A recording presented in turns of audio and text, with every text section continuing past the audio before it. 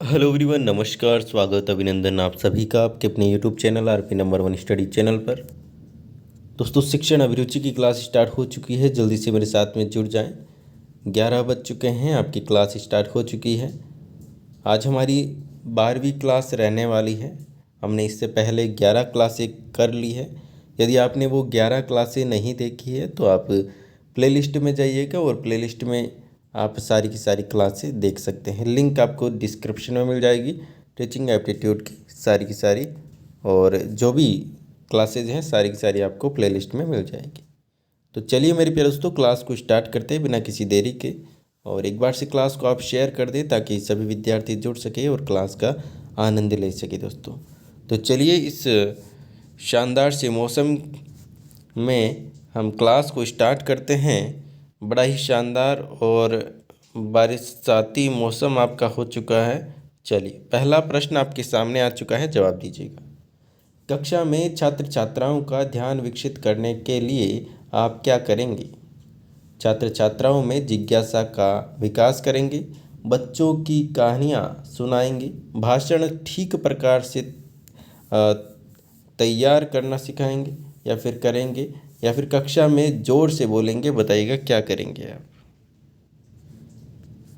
छात्र छात्राओं का ध्यान की विकसित करने के लिए आप क्या करेंगे? बताइएगा। सही जवाब की बात करूं तो ऑप्शन नंबर ए बिल्कुल सही जवाब आपका यहाँ पर हो जाने वाला है। छात्र छात्राओं में जिज्ञासा का विकास करेंगे। चलिए आगे चलते हैं अगले प्रश्न की ओर। अगला प्रश्न आपके सामने, जवाब दीजिएगा मेरे प्यारे दोस्तों। चलिए अगला प्रश्न आपके सामने है, जवाब दीजिए। आप परीक्षा के दौरान कक्ष निरीक्षक का कार्य कर रहे हैं। इसमें विद्यालय के प्रधानाचार्य का पुत्र परीक्षा दे रहा है। यदि वह अनुचित कार्य करता है तो आप क्या करेंगे? बताइएगा।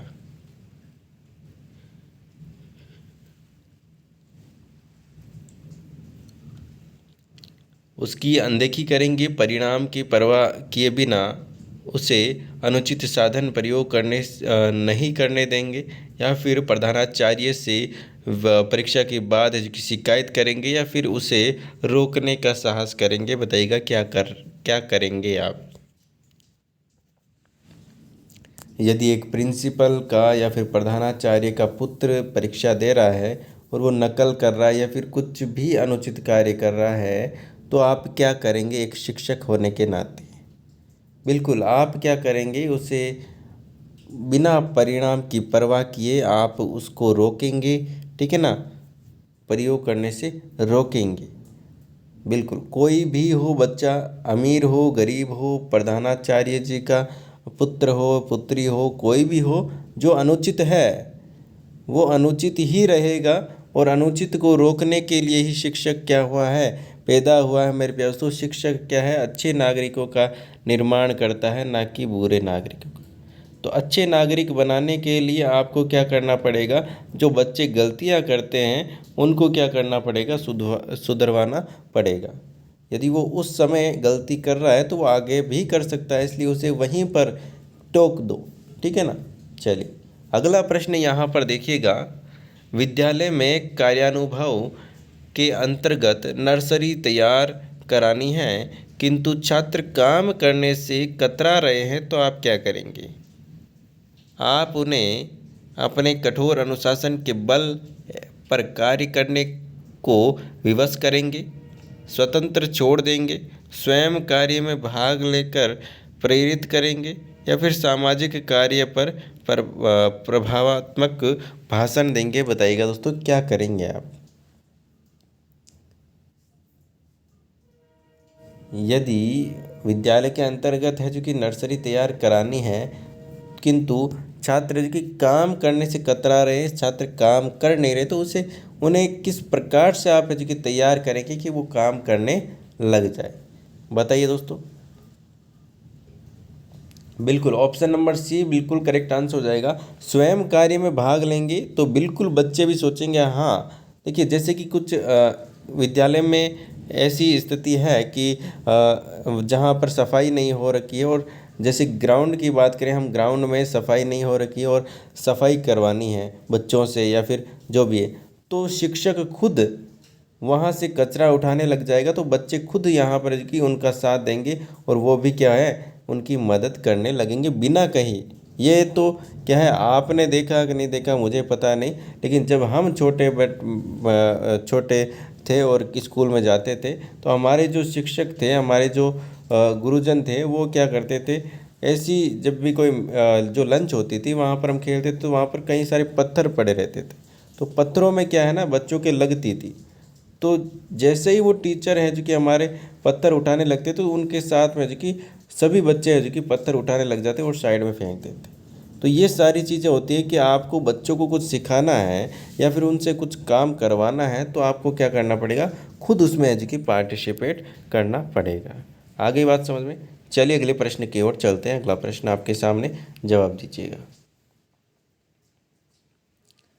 आप विद्यालय में छात्रों में सहयोग की भावना विकसित करने के लिए क्या करेंगे? सहयोग की भावना विकसित करने के लिए क्या करेंगे? इससे संबंधित उदाहरण प्रस्तुत करेंगे, या फिर सभी शिक्षक मिलजुल कर कार्य करेंगे, या फिर विद्यालय में पाठ्य सामग्रियाँ या फिर सहगामी क्रियाओं का आयोजन करेंगे, या फिर मिलजुल कर कार्य करने के लिए महत्व बताएंगे। बताइएगा क्या करेंगे आप सहयोग की भावना है जो कि विकसित करने के लिए बच्चों के साथ में क्या करेंगे? बिल्कुल ऑप्शन नंबर जिन्होंने सी दिया है बिल्कुल सही जवाब है। विद्यालय में जो पाठ्य सहगामी क्रियाएं हैं उनका आयोजन करवाएंगे। जैसे कि यहाँ पर मैं बात करूँ ग्रुप टीचिंग की बात करूँ, ग्रुप में है जो कि आप उन्हें क्या दे सकते हैं, कोई भी काम दे सकते हैं, ताकि वो क्या करेंगे, एक दूसरे का यहाँ पर सहयोग करेंगे, एक दूसरे से यहाँ पर जो कि क्या होगी, वार्तालाप होगी, तो वो मतलब कि एक क्या होगा, उनमें सहयोग की भावना वहाँ पर की पैदा होगी। ठीक है ना। ग्रुप में आप कोई भी उन्हें प्रोजेक्ट दे सकते हो, जैसे कि 5-6 का ग्रुप बना लिया, उस प्रकार से। ठीक है, चलिए आगे चलते हैं अगले प्रश्न की ओर। अगला प्रश्न आपके सामने दोस्तों, जवाब दीजिएगा। आपके विचार में विद्यालय में छात्रों के शैक्षिक भ्रमण का प्रबंध करना आवश्यक होता है, क्योंकि इससे अभिभावक प्रसन्न होते हैं, छात्रों को कुछ दिनों विद्यालय नहीं आना पड़ता है, या फिर अध्यापक कुछ दिनों तक कक्षा शिक्षण से मुक्त रहते हैं, या फिर छात्रों को प्रत्यक्ष संपर्क को ज्ञान प्राप्त करने का जो अवसर है वो मिलता है। बताइएगा दोस्तों। करेक्ट आंसर की बात करें तो ऑप्शन नंबर डी बिल्कुल करेक्ट आंसर हो जाएगा। ठीक है ना। जो ज्ञान है, ठीक है ना, प्रत्यक्ष संपर्क में मतलब कि जो भी चीज़ें देखेगा बच्चा, ठीक है ना, खुद जाकर देखेगा, तो उससे क्या होगा, उसकी ज्ञान की वृद्धि होगी और उसका ज्ञान विकसित होगा। आगे चलते हैं अगले प्रश्न की ओर। अगला प्रश्न आपके सामने, आपके विचार से शिक्षा में हो रहे ह्रास को रोकने के लिए आवश्यक है, क्या आवश्यक है बताइएगा। विद्यालय में पुलिस की व्यवस्था की जाए, विद्यालय में खेल की समुचित व्यवस्था की जाए, छात्र छात्राओं में गृह कार्य के प्रति अभिभावक की जागरूकता, या फिर अध्यापकों द्वारा नियमित कक्षा शिक्षण। करेक्ट आंसर फरमाइएगा। ऑप्शन नंबर डी बिल्कुल सही जवाब हो जाएगा। अध्यापकों द्वारा नियमित कक्षा शिक्षण बिल्कुल करेक्ट आंसर आपका यहाँ पर हो जाएगा। आगे चलते हैं अगले प्रश्न की ओर। अगला प्रश्न आपके सामने, जवाब दीजिएगा।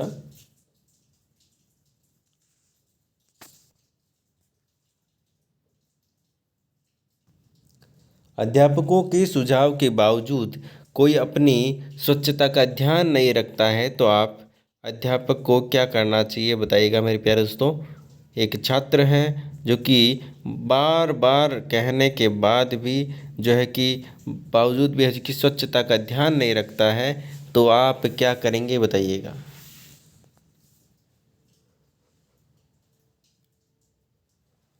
छात्र को अर्थ दंड दे, या फिर उनके अभिभावकों को सूचित करे, कारण का पता करे, या फिर अन्य छात्रों के समक्ष उन्हें शर्मिंदा करे, क्या करेगा एक शिक्षक, बताइएगा। देखिए, जब भी आपको ये ऑप्शन आ जाए ना, कारण का पता करना चाहिए या फिर करेंगे, तो ऑप्शन नंबर आप बिना देखे ही लगा दीजिएगा, कारण का पता लगाएंगे। कोई भी ऐसी घटना होती है तो उस चीज़ में कि ऐसा ऑप्शन आता है कि कारण का पता लगाएंगे और उसके बाद में कि ये काम करेंगे, तो कारण वाला कि ऑप्शन लगभग आपका क्या होता है, आंसर आता है कारण वाला। चलिए आगे चलते हैं अगले प्रश्न की ओर। अगला प्रश्न आपके सामने, जवाब दीजिएगा मेरे प्यारे दोस्तों। छात्रों में बड़ों के प्रति आदर की भावना के विकसित या फिर विकास के लिए आपको क्या करना चाहिए? यदि आप एक शिक्षक हैं तो क्या करेंगे आप, बताइएगा। कक्षा में उपयुक्त उदाहरण देना चाहिए, अभिभावकों को वह यह जिम्मेदारी स्वीकार करनी चाहिए, या फिर आदर भाव के महत्व को बताना चाहिए, या फिर शिक्षक को स्वयं अपने से बड़ों के प्रति आदर प्रदर्शित करना चाहिए, बताइएगा दोस्तों। करेक्ट आंसर क्या हो जाएगा? बिल्कुल ऑप्शन नंबर यहाँ पर आपका डी बिल्कुल करेक्ट आंसर हो जाएगा। मैंने आपको पहले भी बताया था कि एक शिक्षक यदि खुद वो चीज़ें करता है तो बच्चा अपने आप अपने शिक्षक के जो गुण हैं वो अपने आप में है जो कि विकसित करने लगता है या फिर उसे अपनाने लगता है। तो ऑप्शन नंबर डी बिल्कुल करेक्ट आंसर हो जाएगा। जैसा अध्यापक करेगा वही देख कर क्या करेगा, छात्र करने लगेगा। तो ये ऑप्शन नंबर डी बिल्कुल करेक्ट आंसर हो जाएगा।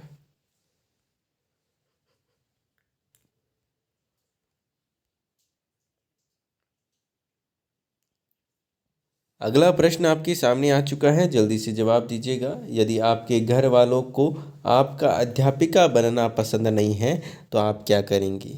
यदि आप एक लड़की हैं और आपके घर वालों को अध्यापिका बनना पसंद नहीं है तो आप क्या करेंगी? अध्यापिका बनने का विचार छोड़ देंगी, या फिर घर वालों को या फिर घर वालों की कोई परवाह नहीं करेंगी, अध्यापन कार्य के पक्ष में दलील देंगी, या फिर अपनी इच्छा अनुसार कोई दूसरा व्यवसाय चुनेंगी? करेक्ट आंसर फरमाइएगा, करेक्ट आंसर क्या हो जाएगा? यदि आप एक महिला हैं या फिर आप एक लड़की हैं तो आपके घर वाले यदि आपके शिक्षण या फिर अध्यापिका बनने पर आप वो खुश नहीं हैं तो आप क्या करेंगे, बताइएगा। बिल्कुल अध्यापन कार्य के पक्ष में दलील देंगी, मतलब कि घर वालों को समझाएंगे कि हाँ अध्यापन कार्य बहुत अच्छा काम है, ठीक है ना। इससे ये क्या फ़ायदे होते हैं, क्या क्या इनकी बातें हैं, जो चीज़ें हैं वो आप बताएंगे घर वालों को, तब क्या है वो मान जाएंगे, बिल्कुल मान जाएंगे दोस्तों। और आजकल तो मेरे प्यारे दोस्तों जो युग चल रहा है अभी हमारा, ठीक है ना, उसमें बिल्कुल। चलिए अगला प्रश्न आपके सामने आ चुका है। व्यय और दंड का प्रभाव बच्चों को अनुशासनहीन बना सकता है, इस कथन से आप क्या समझते हैं, बताइएगा। पूर्ण सहमत हैं, आंशिक रूप से सहमत हैं, अनिश्चित या फिर पूर्ण सहमत असहमत, करेक्ट आंसर बताइएगा। बिल्कुल ऑप्शन नंबर बी बिल्कुल करेक्ट आंसर आपका यहाँ पर हो जाएगा। चलिए आगे मेरे प्यारे दोस्तों, आगे चलते हैं अगले प्रश्न की ओर। अगला प्रश्न आपके सामने,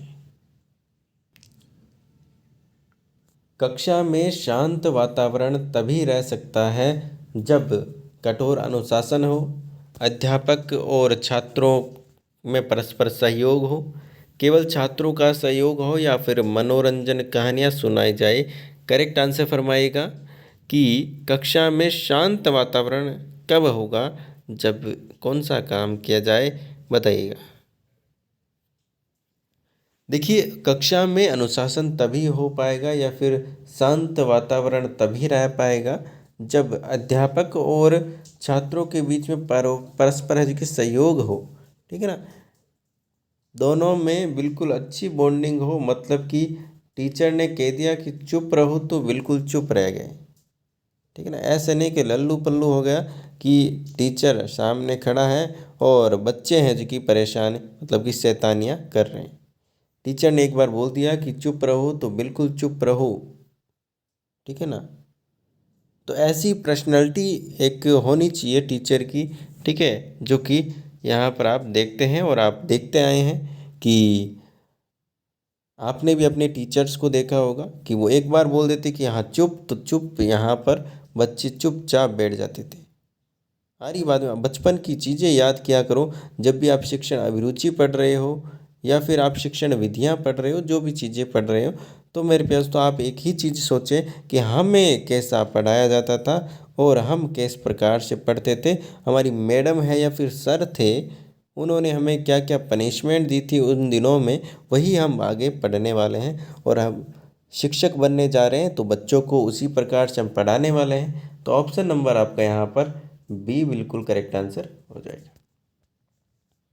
आगे चलते हैं अगले प्रश्न की ओर। अगला प्रश्न आपके सामने, जवाब दीजिएगा। अध्यापक को अपनी जानकारी नवीनतम बनाने के लिए क्या करना चाहिए?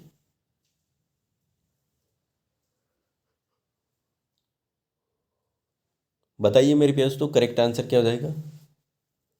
दैनिक समाचार पत्रों को नियमित पढ़ना चाहिए, शैक्षिक गोष्ठियों में भाग लेना चाहिए, विषय से संबंधित नवीन साहित्य का अध्ययन करना चाहिए, या फिर ये सभी करेक्ट आंसर फरमाएगा।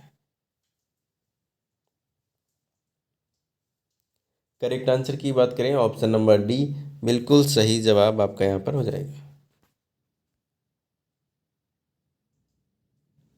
आगे चलते हैं अगले प्रश्न की ओर। अगला प्रश्न आपके सामने, जवाब दीजिए। किसी अनुत्तीर्ण छात्र को उत्तीर्ण करने के लिए दबाव डाला जाए तो आप क्या करेंगी? कोई बच्चा है जो कि फेल हो चुका है और उसको पास करने के लिए आप पर दबाव डाला जा रहा है, तो आप क्या करेंगी? परिस्थिति वंश छात्र को उत्तीर्ण कर देंगे, या फिर विद्यालय से अवकाश ले लेंगे, या फिर सहयोगियों से परस्पर परामर्श कर कदम उठाएंगे, या फिर छात्र को किसी दशा में उत्तीर्ण नहीं करेंगे? बताइएगा। बिल्कुल ऑप्शन नंबर डी बिल्कुल करेक्ट आंसर हो जाएगा कि छात्र को किसी भी स्थिति में उसको जो फेल है तो वो फेल ही रहेगा, ठीक है ना। एग्ज़ाम दूसरा थोड़ी दिया, एग्ज़ाम तो वही है, तो फेल है वो फेल ही रहेगा। उसकी मार्कशीट चेंज हो जाने से वो क्या नहीं है, पास नहीं हो जाएगा। उसकी बस है क्या, आप क्या करेंगे दोस्तों, उसे बिल्कुल किसी भी दशा में की उत्तीर्ण नहीं करेंगे। आगे चलते हैं अगले प्रश्न की ओर। अगला प्रश्न आपके सामने, जवाब दीजिएगा मेरे दोस्तों। उच्च बौद्धिक क्षमता के लोग अध्यापन में तभी आते हैं जब वह दूसरा कोई व्यवसाय नहीं पाते, शिक्षक जैसा चुनौती भरा जीवन बिताना चाहते हैं, ट्यूशन द्वारा अधिक धन है जो कि कमाना चाहते हैं, या फिर कम काम करना चाहते हैं। बताइएगा दोस्तों, क्या करना चाहते हैं? यदि एक शिक्षक बन रहे हैं आप, तो आपकी क्या क्या ख्वाहिशें हैं, क्या क्या, बताइएगा मेरे पास।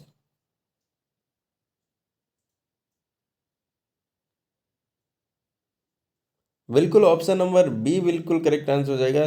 शिक्षक जैसा चुनौतीपूर्ण जीवन है जो कि वो अपना बिताना चाहते हैं, ऑप्शन नंबर बी बिल्कुल करेक्ट आंसर हो जाएगा।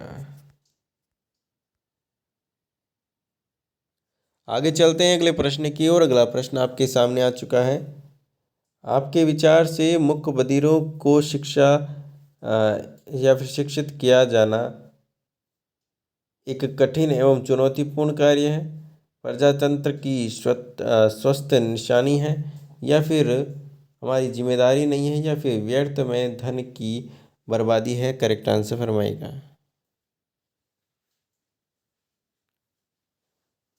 सही जवाब की बात करें, ऑप्शन नंबर बी प्रजातंत्र की स्वस्थ निशानी बिल्कुल करेक्ट आंसर हो जाएगा। चलिए आगे चलते हैं अगले प्रश्न की ओर। अगला प्रश्न आपके सामने, जवाब दीजिएगा। बच्चों में अच्छा संस्कार डालने के लिए उन्हें क्या करना चाहिए? बताइएगा। बच्चों में अच्छा संस्कार डालने के लिए क्या करना चाहिए बताइएगा। बिल्कुल, सबसे इम्पोर्टेंट चीज़ है अच्छा वातावरण प्रदान करना चाहिए। ऑप्शन नंबर बी जिन्होंने दिया है बिल्कुल सही जवाब आपका यहाँ पर रहने वाला है। चलिए आगे चलते हैं अगले प्रश्न की ओर। अगला प्रश्न आपके सामने,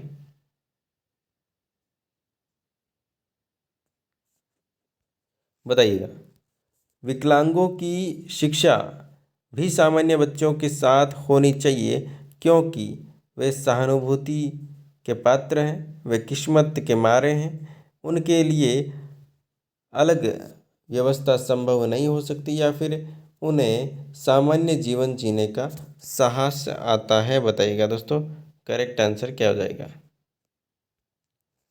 देखिए, विकलांग बच्चों को भी सामान्य बच्चों के साथ होनी चाहिए, मतलब कि समावेशी शिक्षा की बात की जा रही है। समावेशी शिक्षा में मेरे प्यारे दोस्तों उन्हें है जो कि सामान्य जीवन जीने का है जो कि एहसास होगा, ये जिससे या फिर साहस होगा कि वो मोटिवेशन आएगा कि हाँ हम भी कर सकते हैं। वो नॉर्मल स्टूडेंट्स के बीच में यदि जो आपका ये विकलांग बच्चा है वो रहेगा तो वो एक अलग माहौल में रहेगा, तो वो क्या है बिल्कुल अच्छे से सीख पाएगा चीज़ों को और कुछ कर पाएगा।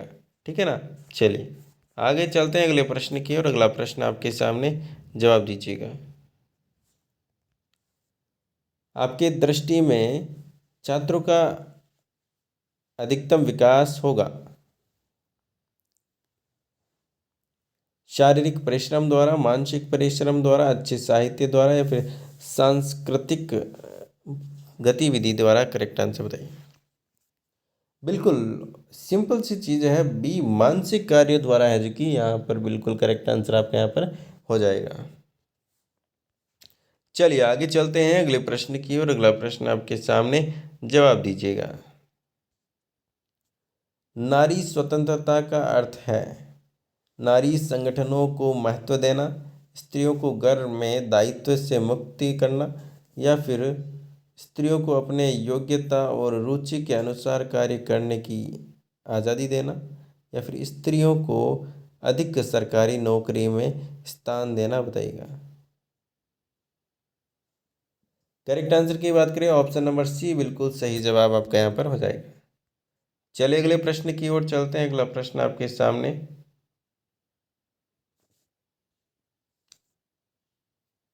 अध्यापक कार्य में एक अध्यापक को तब अधिक परेशानी होती है जब कक्षा में छात्रों की संख्या बहुत अधिक हो, विद्यालय उनके घर से दूर हो, कक्षा के अधिकांश छात्र गरीब परिवार के होते हैं।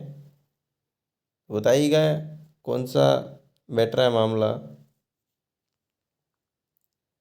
बिल्कुल ऑप्शन नंबर यहाँ पर आपका ए बिल्कुल करेक्ट आंसर आपका यहाँ पर हो जाएगा।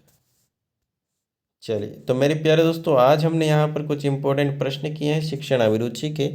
तो आज की क्लास आपको कैसी लगी कमेंट करके आप ज़रूर बताइएगा। चैनल पर नए हो चैनल को सब्सक्राइब कर लीजिएगा। पीडीएफ के लिए टेलीग्राम ज्वाइन कर लीजिएगा ताकि आपको वहाँ पर पीडीएफ मिल सके। मिलते हैं नेक्स्ट क्लास में, तब तक के लिए बाय बाय। जय हिंद जय भारत। धन्यवाद दोस्तों।